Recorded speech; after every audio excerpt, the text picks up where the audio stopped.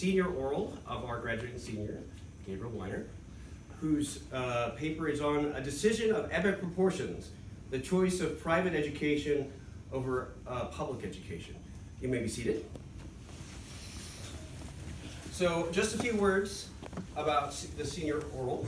First of all, I have said to a couple people, use the word senior defense or thesis defense, but there actually is a distinction in my mind between a senior oral and thesis defense. At St. John's College, my alma mater, we did orals, not defenses.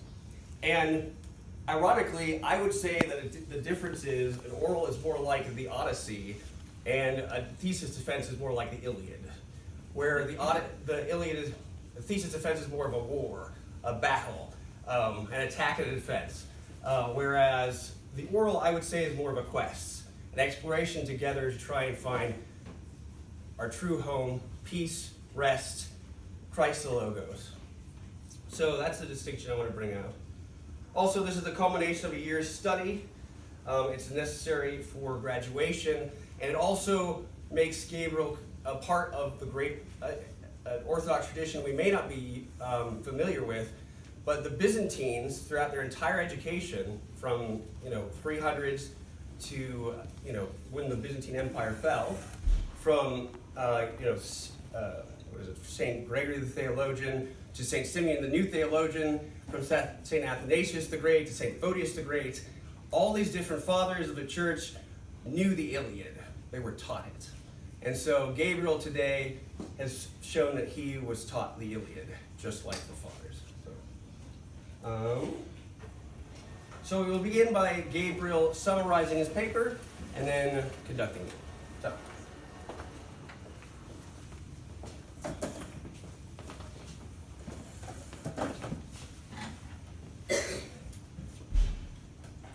Across the United States of America, you can find nearly 100,000 institutions, each meant to hold hundreds to thousands of children with the aim of providing education for all, regardless of race, gender, or socioeconomic status.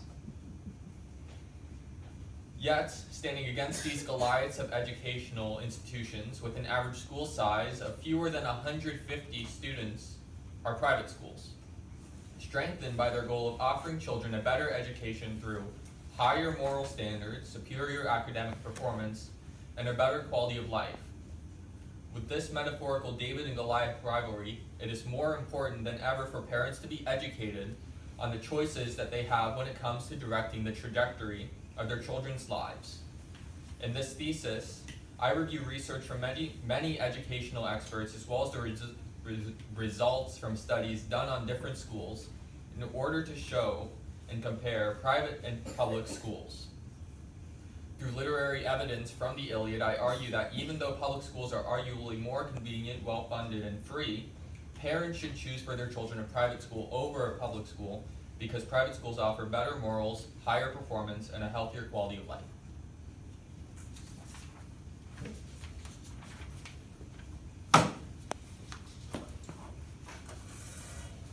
So Gabriel, when you and I discussed this a little bit, you said that you wanted to make this paper a resource for the school, and I want to thank you for that because, yeah, it is. It provides some basic arguments for parents that are not familiar with classical education, which I thought was admirable, and also thought some of the research and statistics kind of blew my mind, particularly the ones regarding small class sizes and helping with I suppose, the poverty, bridging that gap.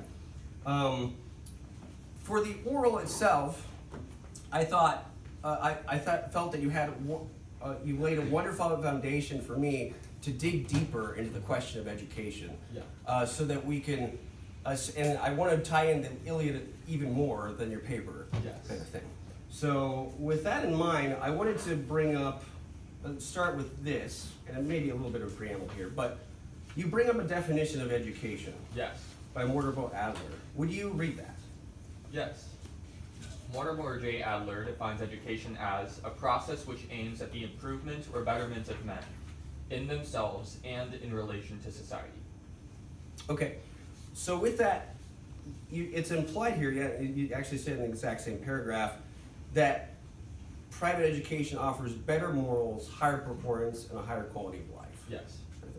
So therefore, I think you're saying then that those are the three things that I suppose are towards the betterment of men, Yes. kind of thing. And would you then say that, and specifically to repeat again, we want to make our students moral individuals, Yes. let's say excellent individuals in terms of their performance, and then let's say healthy souled individuals, if I could use that word, do you agree? I do. Okay. And would you then say that all three things those are the categories? This is where I would like to diverge a little bit and say that in this paper I met a crossroads where I had to decide between going down the more particular,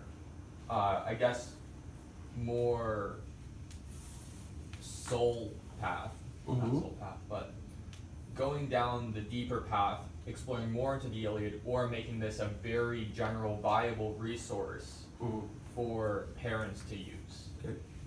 And I decided that in this case, it would be great to have a conversation like this with parents after having read this paper, then have gone into a very deep thought process Right.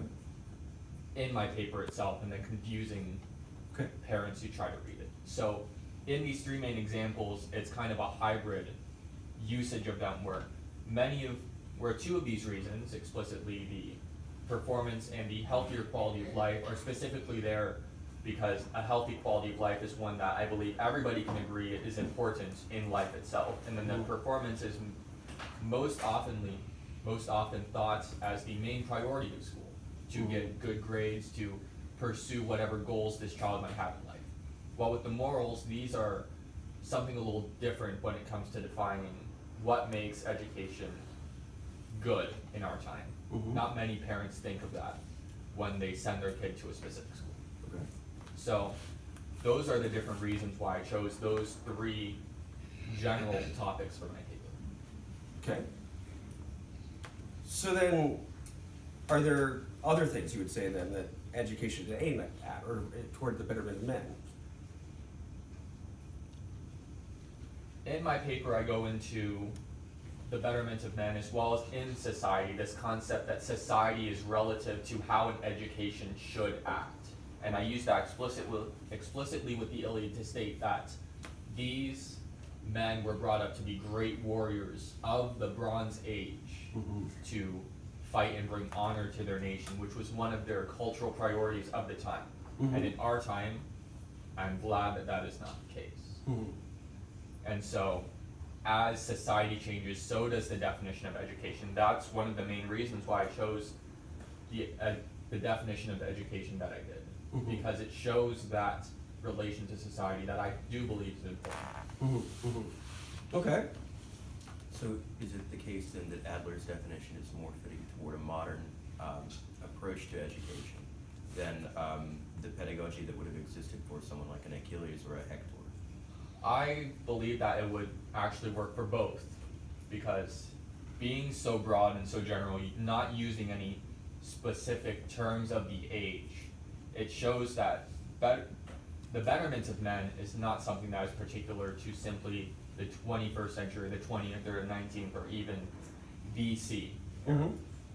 Yet, becoming the best man possible has always been a goal, and I think it's some primal urge of ours. And this society that we have is directly tied to the fact that we are creatures who crave society, who crave relations with each other. And so this society that we form is important to our lives as well. And so I would say that this definition is useful for all ages. Ages in time. And so, right, and